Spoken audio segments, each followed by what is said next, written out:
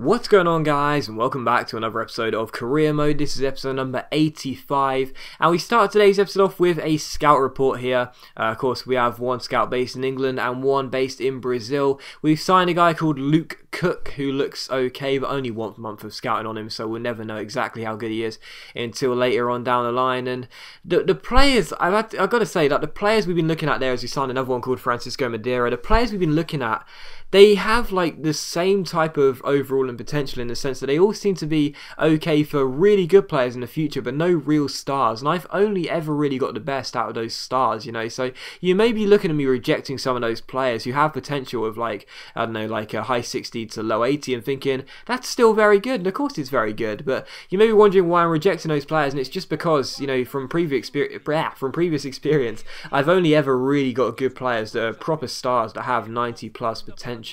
But you never know, maybe one day I'll pick up one of those average, or, you know, more average looking players I should say, who will turn out to be really, really good. But for the time being, I'm going to stick with what my current strategy is. Just look for the, you know, the very best players and hope for the best in the future. But still, for the first game of today's episode here, we take on PSV away in the Netherlands, as we take them on in the Europa League. And as you can see by their team, it is very, very strong indeed. I said once before that PSV would be a really fun team to do career mode with, because they have some fantastic young talent on the game, and it will be really fun to start with one day. So you never know, who knows, maybe a future career mode team there. But PSV have got a lot of young talent and some very, very pacey players as well, so I was looking forward to the challenge of playing them. I really was. And as you saw by my lineup there, the majority of the team were first 11 players, the vast majority too. Only a couple of players getting rested for fitness reasons, because I really wanted to win this game, and I'm desperate to have a great Europa League run just like last season and doing what we can.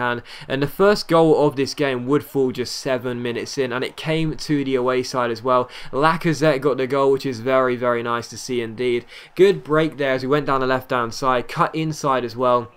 And as Berahino had the ball, all he had to do was take his time, slide it inside, and Lacazette could not miss. So perfect start for us. PSV 0, West Bromwich Albion 1. Lacazette getting the goal there and giving us the early lead. And directly from kickoff here, as PSV give the ball to Bruma. Bruma spreads it out wide towards Jethro Willems. He plays it forward himself towards Wijnaldum. Good chance here as PSV keep hold of the ball, but a sloppy pass goes astray. And as Kyle Walker sets up Niang down the right hand side, it's a really good chance for a counter attack here as he keeps on going and shoots, but his save is tipped onto the bar and cleared away by PSV. So Niang starting on the right side of the wing in this game, almost scoring a lovely goal there and making it 2-0. But Ben Foster showed his inconsistent side as per usual, almost scoring a comical own goal there as he punched the ball just over the bar. But in the 26th minute, we would actually go ahead and make it 2-0, and it came through that man again, Lacazette, the striker who we picked up in January from Lyon for £16.1 million, scores again and makes it PSV 0, West Bromwich Albion 2. Quick little fake shot around last defender and a good finish as he feathers it off the outside, off the inside of the far post and makes it 2-0. So PSV 0, West Bromwich Albion 2. But on the stroke of the half an hour mark, you see PSV come forward here, and as the number 20 Brunette plays it inside towards Narsing, they keep holding the ball with Adam Maher finding De Jong. Now Wijnaldum shoots, a good save by Ben Foster though, and we get the ball away with Rodriguez and out for a corner.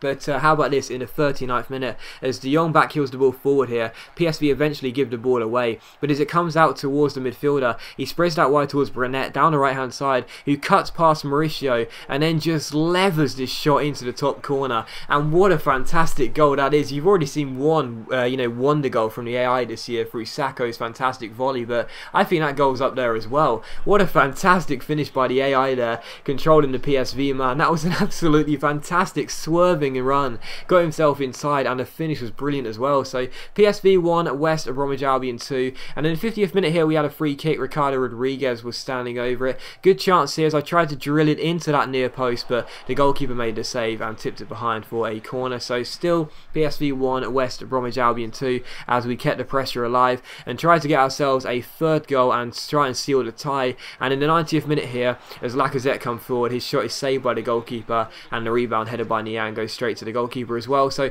final score was PSV 1, West Bromwich Albion 2. So a good result away in the Netherlands. That puts us in the driving seat going back to the second leg, which will be at home at the Hawthorns next week. And you know, with those 2 away goals, what it means is that PSV will have to score twice at the Hawthorns, and You know, I've said this a few times now.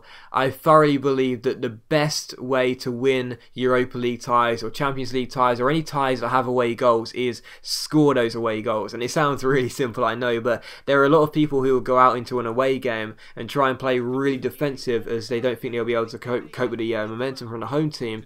And, you know, for me, it's the complete opposite. Even if you ship 1 or 2 goals, if you can score a couple as well, you will be the favourites going into the next game. So that's always the way I've seen it regardless. But still, we take on Liverpool here for the FA Cup round of 16 away at Anfield, and to be honest, as I was taking on Liverpool here, you'll see my team as well. I really didn't know what to do because fitness reasons are coming into effect right now. We only had a couple of days rest from the PSV game, travelling back to the Netherlands to take on Liverpool here at Anfield, and I just thought to myself, you know, we're in the Capital One Cup final, which is next weekend. We are, you know, doing fantastically well in the league, and we are, you know, in the driving seat in our first round of the knockout stage in the Europa League. The FA Cup, even though I did call it a priority and I do want to progress further in it and do quite well this year, it's not really something I should worry too much about with so many irons in the fire. You know, let's worry about the other stuff first, and then, you know, if we can get ourselves through, then that's great. Otherwise, don't worry about it because we've got other things to worry about. But still,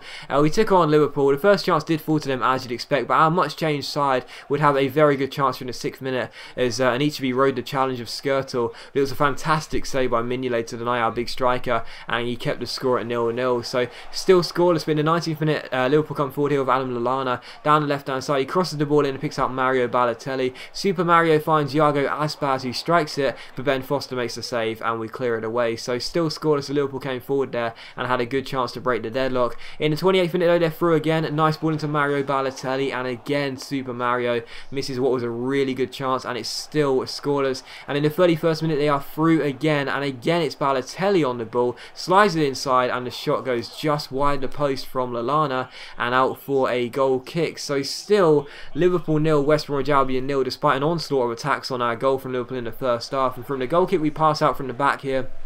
Aaron Creswell finds Wellington Silva inside towards his man Tyder into Anichebe, and as Anichebe gets on the ball here, he spreads it out wide towards Patrick Roberts. Lovely passing, Roberts back into Anichebe, keep the chance alive with Tyder on the ball. Fake shot, spots the run of Silva, picks him out, he stops the ball with a fake Rabona, crosses the ball in, Anichebe goes to the header, it's cleared away. It comes to Billy Rao, Rao to Roberts, Roberts back to Carl Jenkinson, and it's Billy the Kid who breaks the deadlock. Billy Rao getting the goal, making it Liverpool 0, West Bromwich Albion 1. And I have to say, I thought it was a really nice goal, because even though we basically lost possession with the cross, it was still flicked backwards technically, and we kept the chance alive. What a ball by Carl Jenkinson. And Billy Rao, he's only like 5'8", 5'9", but he outjumps 2 defenders, but in reality it's Skirtle again, who always plays poorly against me, completely missed jumping and mistiming the jump there. And Billy Rao rises like a salmon and heads it into the top corner and makes it Liverpool 0, West Bromwich Albion 1. So this really weak squad here at Anfield had taken an absolutely shock lead with 10 minutes before the half-time break. So Billy the Kid gets the goal and makes it 1-0. But already from kick-off, Liverpool go down left-hand side of Alberto Moreno, but sloppily give the ball away. Not for the first time in this game here, as Moreno keeps holding the ball, but then plays a stupid pass into the middle. We win it back. Vitinho plays the ball towards Victor Anichebe, and you know, I read your comments and I do take them all on board. And a lot of you guys have been telling me that, you know, even though I've been struggling to score chip goals this year, they're not impossible and you just need to work on them. And once you get the right trajectory, you will be able to score from them quite a lot of the time. And I tell you what, that is an absolute wonder goal for Anichebe. The ball was played forward by Vitinho. He's outside of the area, he's like 20-21 yards out. He's on his weaker left foot. It's a first time chip as well. He doesn't stop the ball, control it and then chip it. It's a first time chip and it sails over Mignolet's head into the back of the net, and I thought that was a brilliant goal. It really was. Fantastic strike by Anichebe, and it's Liverpool 0, West Bromwich Albion 2, and I have no idea where this was coming from, because at the start of the game we were very poor and all, you know, looking like we were going to get beaten all ends up in this game, but instead we were 2-0 up and cruising. But in the restart, Brendan Rodgers must have put some fireworks in the dressing room to try and spark a reaction out of Balotelli, because he would score in the 53rd minute as the ball was played forward there. Super Mario was not going to miss the chance, and he made it 2-1. So Liverpool back in the game, and in the 71st minute they're through again here. Lallana finding Steven Gerrard in towards Mario Balotelli, back to Adam Lallana, and his shot goes just wide of the post, and it's still 2-1. So Liverpool finally began to press and look very strong, and it's Ricky Lambert off the bench finds Lallana here. The two former Saints men link up, but it's a really good save by Ben Foster to make the save. However, from the corner, Steven Gerrard crosses the ball in, and unfortunately for us, Sacco scores against us for the second time this season. It's not quite as good as the goal he scored against us at the Hawthorns in the league, but still, he heads it in, makes it 2-2. The game finishes that way, and that means we have a replay to play, which is all we need really with this fixture congestion, and that will be next week. But as always, guys, a big thank you for watching the video. I really hope you have enjoyed it. If you have enjoyed the episode, then please leave a like, and I'll see you for the next episode of Career Mode very soon.